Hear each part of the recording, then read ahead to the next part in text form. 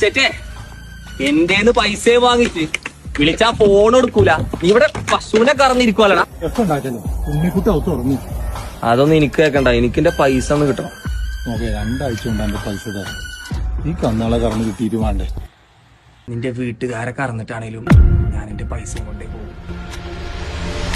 ഉണ്ണിക്കുട്ടാ. ഉണ്ണിക്കുട്ടനോ? എന്തിനാണ് അങ്കലവാടി കുട്ടികളെ വിളിക്കണേ? ഇതേനോ ഉണ്ണിക്കുട്ടൻ. അസ്സലാമലൈക്കും. ചെറിയ ഉള്ളി 2.5 കിലോ. ഇതേനോ ഉണ്ണിക്കുട്ടല്ലേ? ശരിയാ തരാ. ചെലിക്കേ വെന്തിട്ടില്ല. ആ വറക്കുഞ്ഞുള്ളി കൊണ്ട് എടുത്താ.